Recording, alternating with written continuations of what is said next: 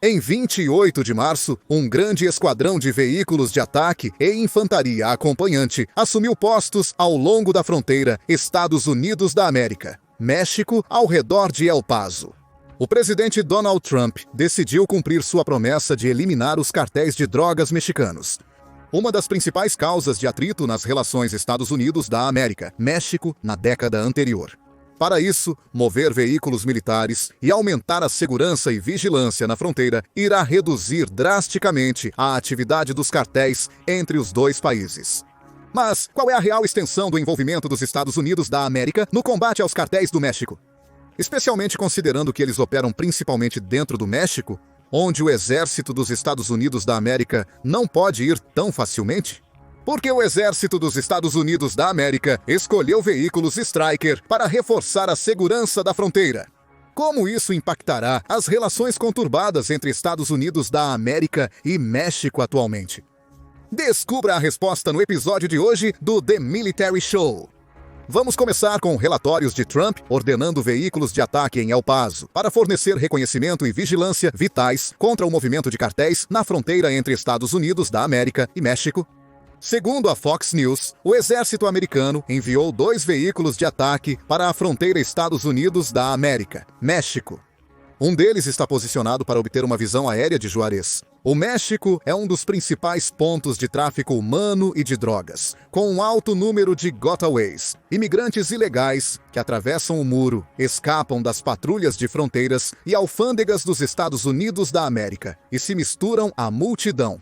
Os 2 atacantes são a primeira leva de reforços de infantaria mecanizada na área, com mais veículos esperados na fronteira nas próximas semanas. Um relatório do Business Insider, no dia 5 de abril, indica que pode haver até 100 atacantes dispersos pela área entre Yuma, Arizona, e El Paso, Texas, juntamente com centenas de soldados para operar e apoiá-los. Atacantes são cruciais, pois ao contrário de alguns relatos, eles não são tecnicamente tanques. Em vez disso, é um veículo de combate multiuso, com várias opções de modificação que permitem adaptação às necessidades dentro e fora do campo de batalha. Considerando isso, os atacantes enviados pelo exército dos Estados Unidos da América para El Paso aparentemente não possuem armamento ativo. Atualmente, eles são usados para vigilância e têm maior capacidade de carga do que veículos de combate semelhantes, mantendo a armadura defensiva para lutar de maneira eficiente. Contudo, é necessário aprofundar na história do veículo para compreender de fato o motivo de sua implantação atual. O Stryker não é um único modelo de veículo, mas uma família inteira de peças praticamente intercambiáveis. Ele é uma das plataformas de combate mais versáteis do Exército dos Estados Unidos da América, sendo a base das equipes de combate da Brigada Stryker de peso médio e rápida implantação, ou SBCTs. Implantados em 2003, esses veículos blindados de 8 rodas preenchem a lacuna entre blindados pesados e infantaria leve, beneficiando singularmente a infantaria mecanizada. O que torna o Stryker particularmente notável é sua filosofia de design fundamental, centrada na versatilidade. Ele possui um chassi comum a todos os veículos da família, construído em conjunto com sistemas de acoplamento e torres que se encaixam em cima dele. Isso significa que cada Stryker pode, em teoria, ser rapidamente configurado em mais de 10 variantes distintas. Estes incluem transportadores de infantaria, sistemas de armas móveis, veículos médicos, de reconhecimento, de morteiros e de mísseis antitanque. Essa abordagem modular permite que os comandantes dos Estados Unidos da América adaptem suas forças às exigências da missão. O veículo transportador de infantaria base, veículo de combate de infantaria, pode transportar um esquadrão de 9 soldados, além da tripulação de 2, oferecendo proteção contra armas pequenas, fogo e fragmentos de artilharia. Essa é basicamente a versão do veículo enviada para El Paso, com poucas opções de armamento no momento.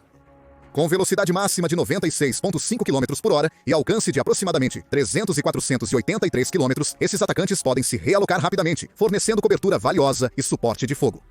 Se o exército dos Estados Unidos da América decidir equipar os atacantes com sistemas de armas, eles poderão se destacar. No Iraque, de 2003 a 2011, os atacantes demonstraram um valor excepcional no combate urbano. Sua combinação de mobilidade, proteção e poder de fogo era ideal para as ruas de Bagdá, Mosul e Samarra. A operação silenciosa e a capacidade de navegar por ruas estreitas tornaram os veículos eficazes para patrulhas urbanas, permitindo que reajam rapidamente a emboscadas ou mudanças súbitas no âmbito operacional. Nas operações em Sadr City e Mosul, as unidades de ataque mostraram habilidade em estabelecer rapidamente presença, conduzir ações e recuar antes que os insurgentes pudessem contra-atacar. Sua velocidade possibilitou a surpresa tática, mesmo em áreas urbanas densas, segundo os comandantes. No Afeganistão, entre 2009 e 2021, os atacantes enfrentaram desafios distintos. O terreno acidentado questionou a adequação do veículo, mas modificações, como a instalação de rolos de minas e armadura SLAT, melhoraram sua eficácia.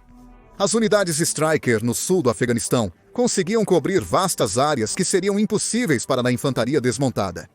A variante Double 5 Hull, ou D5H, introduzida em resposta à ameaça de dispositivo explosivo improvisado no Afeganistão, melhorou dramaticamente a sobrevivência da tripulação. Essa adaptação mostrou a habilidade da plataforma de evoluir para lidar com ameaças emergentes no campo de batalha. Não há como afirmar se os Estados Unidos da América pretendem utilizar os Strykers de maneira mais ofensiva. Esses três cenários podem ser semelhantes ao que encontrariam se fossem enviados ao México contra os cartéis. Com os cartéis operando principalmente em cidades e vilas, os Strykers poderiam ser cruciais em combates urbanos semelhantes aos da Guerra ao Terror. Além disso, o clima mexicano e a geografia variada fariam os Strykers brilharem como veículos de 8 rodas, em vez de rastreados devido à sua mobilidade e versatilidade aprimoradas. Mas os Strykers também se mostraram valiosos em cenários não combatentes. Durante operações de assistência humanitária, após o furacão Katrina em 2000, 5 Strykers navegaram por ruas alagadas para alcançar civis isolados. Suas capacidades de atravessar água, embora limitadas, permitiram que eles superassem obstáculos aquáticos que impediam outros veículos. Em missões de paz no Kosovo, os Strykers demonstraram presença com um perfil menos agressivo que tanques ou veículos de combate Bradley. Sua pressão relativamente baixa no solo também significava menos danos à infraestrutura civil. Durante exercícios da OTAN no leste europeu, os Strykers demonstraram mobilidade estratégica ao conduzir marchas rodoviárias através de vários países, evidenciando a capacidade do exército de implantar rapidamente poder de combate no flanco leste da OTAN. O potencial não combativo dos Strykers significa que eles podem não precisar ser equipados com armas. Se os Estados Unidos da América utilizarem sua infantaria para a maior parte das operações na fronteira com o México, os veículos poderiam ser usados apenas como suporte ou transporte, sem comprometer a capacidade defensiva das unidades próximas. A plataforma Stryker segue evoluindo. Atualizações recentes trazem sistemas de proteção aprimorados, motores mais potentes e comunicações digitais melhores. A variante Stryker Dragoon, com canhão de 30 mm, foi rapidamente desenvolvida e implantada na Europa para enfrentar ameaças emergentes, mostrando a adaptabilidade da plataforma. A integração CR-OBUSJ possibilita que os Strykers combatam ameaças blindadas em movimento, ampliando significativamente suas capacidades anti-blindagem sem necessitar de uma variante especializada. Conforme o exército se prepara para operações multidimensionais, os Strykers estão sendo equipados com pacotes de guerra eletrônica, sistemas de aeronaves não tripuladas e recursos avançados de rede, assegurando a relevância contínua desta plataforma versátil. Isso pode ser duplamente relevante no atual impasse entre cartéis e os governos do México e Estados Unidos da América. Os Estados Unidos da América recentemente começaram a lançar mais operações de vigilância contra os cartéis, visando particularmente criar uma presença ao redor da fronteira Estados Unidos da América, México e nas áreas mais afetadas pela atividade dos cartéis. Os grevistas poderiam ser integrados como unidades de vigilância terrestre e de link de dados para fornecer comunicação mais eficaz e rápida caso o conflito se intensifique. Os 2 grevistas enviados para El Paso já impactaram as atividades do cartel local. Segundo um relatório, os veículos têm dissuadido eficazmente tentativas de imigração e travessias ilegais de fronteira. Veículos com óptica infravermelha podem detectar imigrantes tentando cruzar a fronteira quando agentes em terra não conseguem, aprimorando consideravelmente a detecção da patrulha de fronteira dos Estados Unidos da América. Assim, o número de encontros com imigrantes caiu de 1.134 em 27 de março de 2024 para apenas 32 no mesmo dia em 2025. Parte disso se deve ao fato de Trump ter restringido as políticas de imigração e revertido muitas mudanças feitas durante a administração anterior de Joe Biden. E enquanto as patrulhas de fronteira tentam ter zero encontros com imigrantes ilegais, ainda há um longo caminho a percorrer, especialmente devido à complexa dinâmica entre os dois países quanto à imigração e atividade do cartel. Em 2024, a imigração ilegal na fronteira Estados Unidos da América, México, alcançou níveis recordes. Dados do Departamento de Segurança Interna revelaram cerca de 2,5 milhões de encontros na fronteira sudoeste no ano fiscal de 2023, mantendo uma tendência de números recordes. Iniciado em 2021, a população estimada de imigrantes indocumentados nos Estados Unidos da América era de cerca de 11 a 12 milhões, com aumentos significativos nas chegadas de países além do México e das nações do Triângulo Norte. O Departamento de Segurança Interna relatou aumentos notáveis no número de imigrantes da Venezuela, Cuba, Haiti e países da América do Sul, África e Ásia. A política de permanecer no México, brevemente restabelecida judicialmente durante o governo Biden, foi finalmente encerrada. Entre 2022 e 2024, a medida deixou de ser aplicada, pois a administração buscava abordagens alternativas para gerenciar a migração. A abordagem da administração Trump para a imigração de 2017 a 2021 se concentrou na dissuasão. O presidente Trump implementou uma política de tolerância zero, que resultou em separações familiares e construiu cerca de 740 quilômetros de muro na fronteira. Sua gestão reconfigurou os protocolos de proteção ao migrante ou permanecer no México, reduzindo também as admissões de refugiados a mínimas históricas. Com a coronavírus 2019, a administração usou o Título 42 para expulsar imigrantes rapidamente e pressionou o México com ameaças de tarifas para aumentar a fiscalização. O México respondeu a essas pressões, mobilizando a Guarda Nacional na fronteira sul e reforçando a fiscalização da migração no país. O relacionamento tornou-se cada vez mais transacional, com a fiscalização da imigração como moeda de troca em negociações bilaterais. Quando Biden assumiu em 2021, inicialmente traçou um caminho diferente. O presidente Biden suspendeu a construção do muro na fronteira e o programa Protocolos de Proteção ao Migrante, além de aumentar os limites para refugiados. Sua administração também legalizou a entrada de certos nacionais por meio de programas de liberdade condicional. Apesar das tentativas da administração de acabar com o Título 42, em 2022 decisões judiciais mantiveram a política vigente até maio 2023, bem depois do esperado por muitos defensores da imigração. Com o aumento recorde nas travessias de fronteira, o governo Biden adotou políticas mais restritivas em meados de 2023. Eles proibiram o asilo para aqueles que não buscaram proteção em países de trânsito e criaram centros de recursos para a migração na América Latina, visando processar potenciais migrantes antes de chegarem à fronteira dos Estados Unidos da América. Essa mudança na política refletiu os esforços do governo para balancear questões humanitárias com os desafios políticos e logísticos de gerir fluxos migratórios inéditos. Em 2025, com uma nova administração, Trump rapidamente fez grandes mudanças na imigração, especialmente em relação ao México. Uma das primeiras ações dele foi decretar emergência nacional na fronteira sul. Isso o autorizou a enviar tropas e retomar a construção do muro na fronteira. Para agilizar, ele até dispensou algumas regras ambientais, incluindo para um novo trecho de 4 quilômetros próximo a Jacumba Hot Springs, na Califórnia. Ele também retomou a política de permanecer no México. Solicitantes de asilo nos Estados Unidos da América, vindos de outros países, agora precisam aguardar no México durante o processamento de seus casos. É uma forma de diminuir a imigração ilegal e reduzir a superlotação nos centros de detenção americanos. Além disso, o Departamento de Segurança Interna reverteu uma importante política da era Biden. Cerca de 936.500 migrantes que entraram usando o aplicativo Customs and Border Protection One foram informados de que teriam que deixar o país por conta própria, basicamente se autodeportando. Mais de 532 mil pessoas de Cuba, Haiti, Nicarágua e Venezuela perderam seu status de liberdade condicional. E se não cumprirem, enfrentam remoção e proibições permanentes de reentrada. Trump também aumentou a presença militar na fronteira. Aproximadamente 10 mil soldados da ativa e 2.500 da Guarda Nacional foram mobilizados, não se limitando apenas a botas no chão.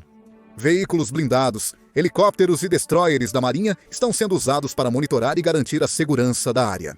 Essa demonstração de força contribuiu significativamente para a redução de travessias ilegais e está surtindo efeito, conforme os números mencionados sobre encontros com migrantes ilegais.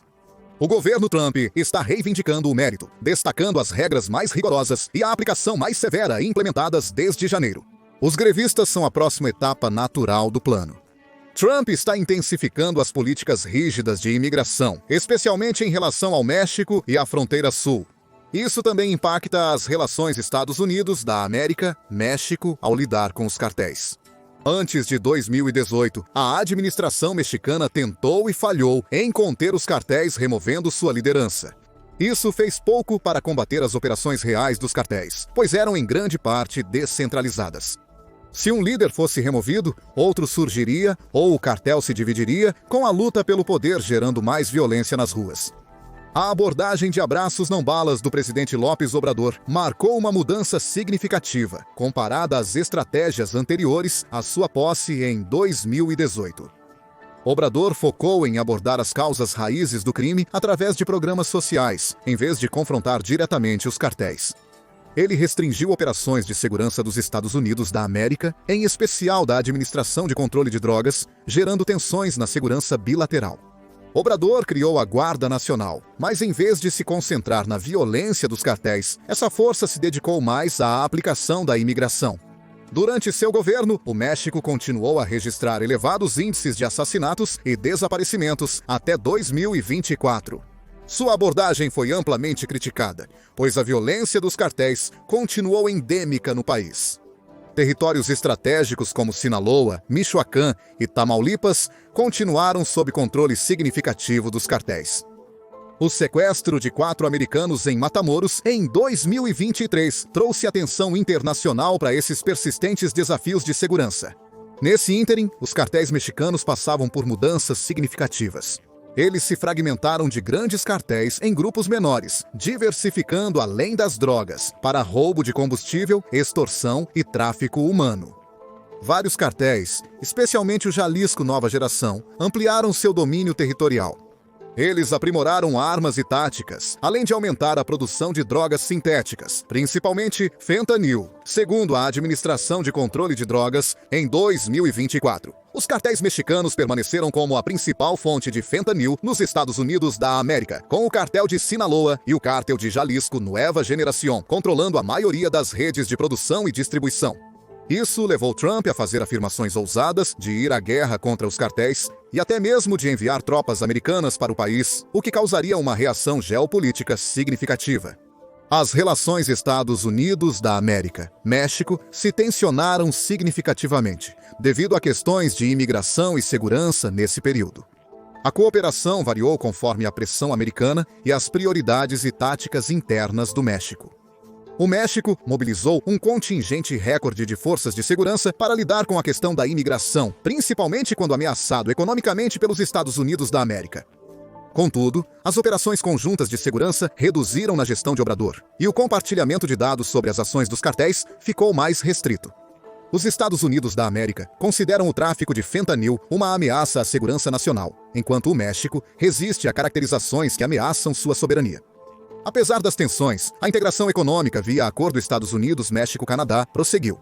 O diálogo de segurança de alto nível foi retomado no final de 2023, mas com resultados limitados, já que as diferenças fundamentais de abordagem continuaram sem solução.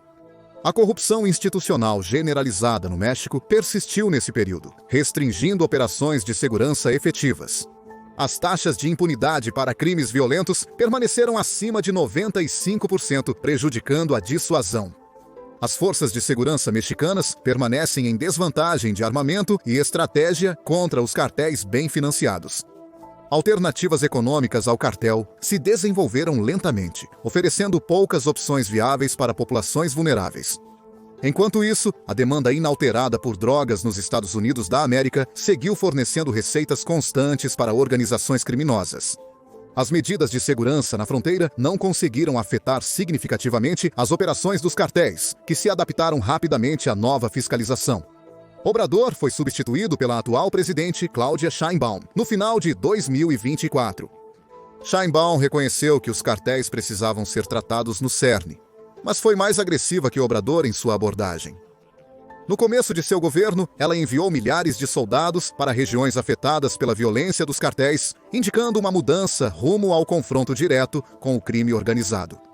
Além disso, sua administração criou a Unidade Nacional de Operações, uma força civil de elite focada em desmantelar grandes organizações criminosas através de capacidades avançadas de inteligência e investigação. O primeiro mandato de Sheinbaum como presidente ocorreu durante uma grande onda de violência no México. A prisão de 2 grandes líderes do cartel de Sinaloa pelos serviços de inteligência dos Estados Unidos da América resultou na divisão do cartel em suas principais partes operacionais. Mas todos eles queriam o poder e o prestígio que todo o cartel tinha antes das prisões. Isso levou Trump a provocar ainda mais o México ao sugerir o uso direto de tropas americanas em seu território, o que o país afirmou que violaria sua soberania. Em janeiro, Trump declarou que vários cartéis eram organizações terroristas, aumentando as tensões entre as duas administrações. Sheinbaum considerou o ato unilateral, sem aviso prévio ao México, provavelmente violando a soberania do país. Sheinbaum afirmou que o movimento de tropas americanas para as fronteiras do México seria uma interferência e intervenção estrangeira intolerável. Ela propôs reformas constitucionais para proteger a soberania do México e evitar intervenções estrangeiras em resposta às designações dos Estados Unidos da América. Apesar das tensões, o México demonstrou compromisso com a cooperação bilateral ao extraditar 29 grandes figuras do cartel, incluindo Rafael Caro Quintero, ex-líder do cartel de Guadalajara, aos Estados Unidos da América, para julgamento. Esta ação ocorreu durante reuniões de alto nível entre o México e a administração Trump, buscando abordar preocupações de segurança de forma colaborativa, mantendo a soberania mexicana. Porém, os Estados Unidos da América seguiram aumentando sua presença na fronteira, sendo os strikers as adições mais recentes à formação. Durante uma audiência da Câmara em 1º de abril, oficiais do Pentágono observaram que 6.700 soldados ativos já haviam sido enviados para a fronteira Estados Unidos da América, México, além de cerca de 2.500 membros da Guarda Nacional que já estavam estacionados lá. No entanto, essas tropas não podem realmente prender imigrantes ilegais, tornando-as essencialmente apenas um dissuasor contra a atividade de cartéis e potencial violência. O exército americano também enviou 2 destroyers guiados por mísseis da classe Arleigh Burke, o United States Ship Gravely e o United States Ship Spruance. Os navios Gravely e Spruance, já implantados no Oriente Médio, participavam das intervenções americanas contra áreas controladas pelos Houthi no Iêmen. O uso de destroyers na fronteira Estados Unidos da América, México, permite aos Estados Unidos da América manterem uma presença aérea dominante no Golfo do México, onde acontece muito do tráfico de drogas. Aviões espiões e drones também têm realizado missões regulares de vigilância e inteligência na fronteira. Aeronaves de reconhecimento de alta altitude, como a U-2 Dragon Lady e a Boeing RC-135 Rivet Joint, foram avistadas realizando operações de inteligência, vigilância e reconhecimento. No México. A Marinha também enviou aeronaves Boeing P-8 Poseidon para patrulhar a costa e apoiar a vigilância marítima na fronteira sul. Além das aeronaves tripuladas, drones MQ-9 Reaper também têm operado na região, segundo relatos. Esses sistemas não tripulados são equipados para missões de vigilância e ataque. Além disso, segundo a Reuters, em março a administração Trump ordenou que as agências de inteligência do Pentágono direcionassem recursos de vigilância por satélite para a fronteira sul. E é muito provável que nem mesmo os 100 atacantes relatados sejam tudo o que os Estados Unidos da América usam na fronteira. Dada a postura agressiva de Trump em acabar com a atividade de cartel entre os Estados Unidos da América e o México. O Exército dos Estados Unidos da América tem 4.600 desses veículos em serviço ativo. Então, teoricamente, pode colocar significativamente mais deles na fronteira Estados Unidos da América, México, para reforçá-la. Mas a questão mais pertinente é como Trump pretende lidar com as consequências de suas ações ofensivas. A presença militar dos Estados Unidos da América na fronteira e controles de imigração mais rigorosos desaceleraram algumas atividades do cartel. No entanto, as tarifas severas de Trump sobre bens e produtos mexicanos estragaram ainda mais as relações Estados Unidos da América, México. Apesar desses eventos parecerem desconexos, na visão da administração, eles podem estar relacionados. Se Trump iniciar uma guerra comercial com o México, este pode retaliar, impedindo a presença do exército dos Estados Unidos da América próximo à fronteira. Ou pelo menos, limitar sua utilidade a ter status de observador e dissuasor. Mas o que você acha? Qual será a próxima ação de Trump para combater os cartéis na fronteira Estados Unidos da América, México? Comente abaixo e obrigado por assistir. Confira o que aconteceria se o exército dos Estados Unidos da América entrasse em guerra com o México dia após dia, ou clique neste outro vídeo.